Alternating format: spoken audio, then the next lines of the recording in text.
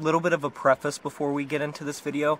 I talk about some very sensitive topics in this video that some people might be sensitive to. I feel like most of you guys are probably going to be fine with it, but everything from nationalism, violence, anti-religion, and a lot of other sort of touchy topics are talked about in this video. One thing I really want to emphasize in this video, don't take my word for it. Do your own research. Don't just be a yes man. Don't just believe everything I say. This is just my educated research and my opinions of this band and this scene. This is practically the first time that I've really tackled an outwardly National Socialist black metal band and pointing out all of these things for people that have either enjoyed this band but are unaware of who they are, or people that might look to get into them into the future. I just want you guys to be as educated as possible. Because right off the bat, seeing the title's probably going to strike some people as that's clickbait, that's too much, but I genuinely believe in them being one of the most dangerous bands in Asia, with a fan base that has been growing and growing.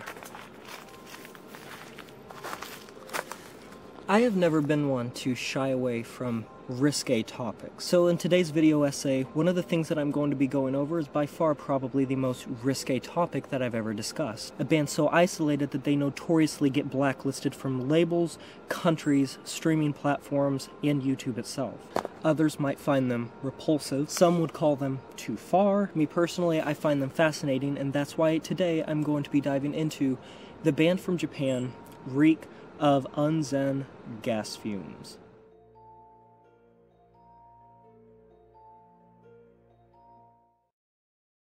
Lurking in the underbelly of Japan, in an unspecified location of origin, lies one of the most dangerous bands that East Asia has ever bared witness to. One notoriously blacklisted and shunned, a band with a style so inherently violent that it is practically unparalleled not only in Japan, but nearly worldwide, directly linked to some of the grimmest bands in underground black and death metal and power electronics, with a lyrical resume that consists of topics not simply frowned upon in Japanese culture, but sends a Trojan horse into the proverbial Troy of societal and religious norms, firmly grabbing the foundation that it is built upon and shaking it. Reek of the Unzen Gas Fumes is a radical Japanese nationalist band, one whose entire agenda revolves around hyper-nationalism, remorseless violence, and harsh anti-Buddhism, among other things. The National Socialist black metal scene, which some of you might be familiar with as the dumpster fire variant of black metal for edgy middle-aged bald men who are frustrated with the state of affairs and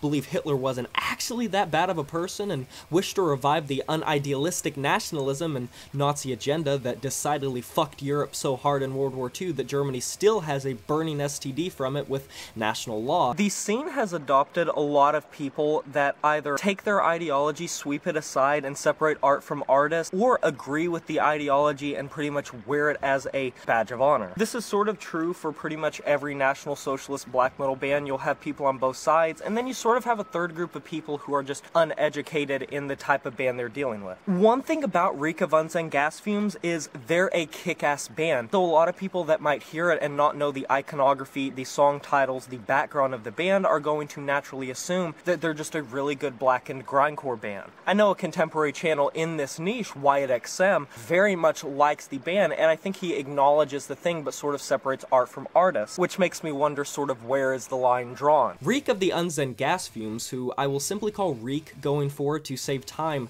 can be considered the bastard offspring of this scene, the odd cousin sitting at the end cap of the Thanksgiving table wearing a swastika on their 1943 variant Japanese Army cap. But boiling them down to ideology alone is unfair. I believe when examining something so out of the ordinary, the finer details can be fascinating to dive into, most notably censorship, and see their issue with how they approach censorship and the major overarching issue with how a lot of National Socialist black metal bands handle censorship is they villainize those that censor them, victimize themselves in a way that they are being silenced by the establishment, that they are taking it to a new level. Social rebellion and political rebellion is perfectly fine. Many great things in history happen from people rebelling against, say, the establishment or the status quo, but it takes it to another level when you are actively inciting violence and a political and social agenda that sets yourself apart from anything else and is inherently wrong, inherently full of malice and spite and anger,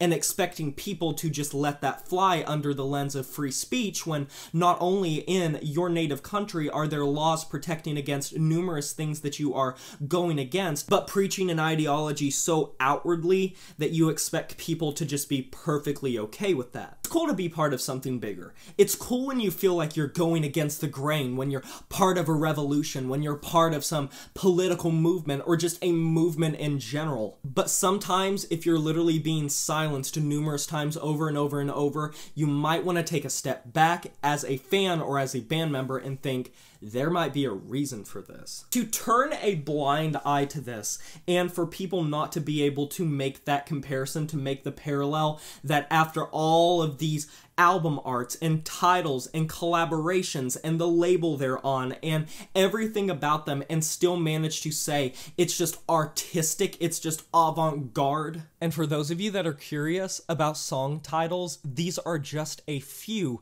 from a variety of splits, albums, and demos.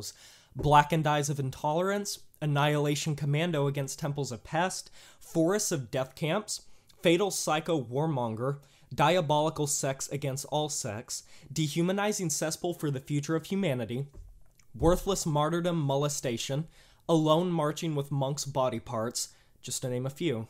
And people seem to brush it aside because they don't read song titles or they don't really pay attention to what they're listening to, when in reality what they're listening to is practically devilish. There's a major difference between through lyrical elements or an album art or an album title or a song title or just any variant of said thing, telling a story through a concept album and literally making your entire band centered around said theme. And it's not like this is just one thing. There are no redeeming factors because this just continues on and on and on and on. Reek is an industrial blackened grindcore band with a sound that can only be described as the amalgamation love child of Terrorizer, The Berserker, The Secret, Anal Nathrak, and countless others. Tin-like percussion, unintelligible distorted vocals, rippling riffs, and a sound that is reminiscent of a busy workshop making mecha tanks in the year 2500. Since formation in the supposed early 2010s, the identities have remained anonymous, with band members taking on the stage names, and pardon this, 9300 FGBB, INHKR, and War Crime Rapist. While they only have a singular full length under their belt recently released, like the One Night Stand not nearly as satisfying as you might have hoped for after being blue-balled for a decade, don't let that make you think they're submissive. If they know how to be one thing, it's prolific. Demos, EPs, and specifically splits litter the complicated, constant, and mysterious catalog of this band. They find themselves on the GoatowaRex record label, which is based out of Beijing, China. Just to dabble in this a tad, this label has already been associated with some sketchy artists and bands that have caught major backlash and flack by quote-unquote mainstream extreme metal listeners for promoting and signing bands that align slightly with the NSBM scene or bands within it, guilty by association style. The label's run by Danny Lee and has featured such prominent names that have ties to this, such as Satanic Warmaster, Drowning the Light, Gestapo 666, just to name a few. I won't comment on specific bands I'm unfamiliar with, as pinning the NSBM label on any band has shown in the past to at times be a mistake. All I can say is do your own research. I am not here to talk about those bands. The label is what is important to take note of. GoatowaRex has attributed a lot of flack, and I don't want to necessarily go too in-depth with my comments of them, but I think it's very important to talk about them to some degree, considering that they have been associated with numerous bands, numerous artists that are associated with either other bands that are of the National Socialist black metal scene, or specifically have links themselves to it. And while guilty by association is not always the best tactic with bands and artists, it's important to highlight here, considering there's so many bands and artists on that label that are of that variety, and Reek of Unzen Gas Fumes is semi in that same lane right off the bat. It's hard to believe that Reek of the Unzen Gas Fumes is the big antithesis, the big polar opposite, the absolute parallel of everything else on the label, because if it walks like a duck and it quacks like a duck, then it might just be a fucking duck. Statistically, though, the number of bands associated with Nazism, or otherwise a form of hyper-nationalism, specifically in the black metal noise and grind scenes that have had output on GoatowaRex, is quite the conundrum for Reek fans, and two type of Reek fans exist. Those that listen to the music uncaringly and enjoy it for what it is, without the need to know meanings or acknowledge said meaning, but choose to not let that come in the way of their enjoyment, and those that understand the meaning and support it in some way anyway. I've genuinely seen some deny the claims that they are what they are. That's an odd one, considering that factually, they've collaborated with such names as Der Stürmer, a prominent NSBM band from Germany which adopts their name directly from an anti-Jewish Nazi propaganda newspaper during World War II, and Xenophobic Ejaculation, a Finnish enigmatic project centered around white nationalism and fetishism. I'll also point out that the three-way split between Reek and the Italian and German bands Via Dolorosa and, excuse this pronunciation, it's a Nazi band, I don't really care, Massenvernichten, that was directly made to be the triple axis split, with iconography directly pulling from World War II in the cover art, vinyl pressing, and topic matters. Another less publicized example, a release that a lot of people don't know, even fans of the band, was a split that they did in 2012 called Axis of Evil, with an album art that featured a group of children parading with Reich flags, with Mussolini, Hirohito, and Hitler hanging overhead ominously, and act like that's something that just doesn't exist. Or at least doesn't matter. I ain't gonna ride anyone's dick here if it floats your boat, but denying what they are is practically denying something that is staring you straight in the face. That being said, the most interesting thing I find about this band is censorship, and the response to not only NSBM bands, but to them in their home country and others being blacklisted, reported, removed, shunned, and a variety of other measurements taken to keep them as far from relevancy in the musical scene as a whole. The rebellious nature of the fanbase I have witnessed is apparent, and the anti-censorship messaging seems like an agreeable thing.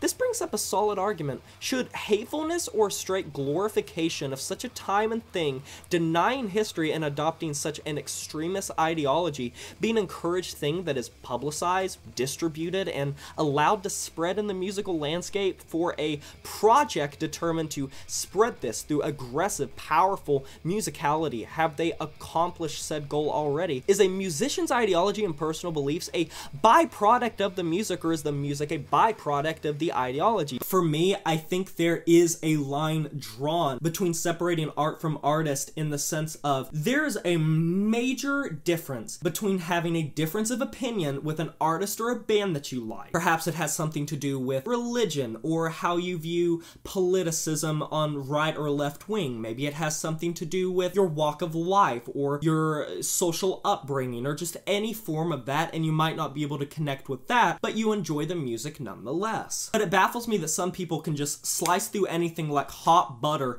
and just sort of disassociate from that and act like severing the tie, slicing down the middle is so simple, and not being uncomfortable of that whatsoever. With this, it's pretty hard not to see the obvious. This is an extremist band boasting a style as rough as their beliefs, with a clear-cut agenda and belief system revolving around the demanding takedown of organized Buddhism, religion as a whole, and hyper-nationalism in both Japan and the world as a whole. Removed from Bandcamp, removed from YouTube, blacklisted from various sites, the pushback has been an uphill battle since the start. This band is dangerous, but fascinating. The music's phenomenal and some of the greatest of its kind, surely the best of Japan, or one of the best it has to offer. However, is that offering enough to compensate for the background? Where is the line drawn between separating art and artist, and where do we reach that point where we draw that line? Is it subjective, or are there objective fallacies in people's arguments that prevent them from ever being respected for simply having a difference of opinion? Contrast this with the black metal scene in Norway when it first started, with very extremist beliefs with anti-Christianity, and many will say that is perfectly fine. People sweep that under the rug.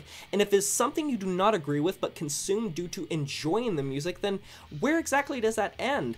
I suppose that's a conversation worth having. And for now, Reek of the Unzen Gas Fumes will be a band that continues to lie in the underbelly of Japan, crafting release after release after release for that specific audience, and despite having such a outward ideology, will continue to operate most likely from the shadows. I want to thank you guys for watching this video essay. This is probably the one that I am the most proud of up until this point, because this was a topic I was very emphatic about and very interested in. It was very intriguing from the moment that I picked this topic up, and this had been months in the making. The type of video essay that took a lot out of me to make, because I was also worried about tackling such a major topic in a band that is causing quite a bit of waves in the underground. I had intentionally strayed away from really talking about National Socialist black metal or things of that nature, or bands linked to it or artists linked to it. So if you have watched up until this point, I'm very appreciative, and I hope you enjoyed and learned something from this video essay as a whole. I think it goes without saying, but in the comments below, let me know your thoughts of this band, this scene, the connotations of it, the ideology, and just everything in between, or just any thoughts you might have of it. That being said, be sure to like this video if you enjoyed it, subscribe to join the review family today, and smash that notification bell to be notified of my future uploads. You know who it is. My name is Jay Morris, the Review Guy, and I'm signing off saying farewell.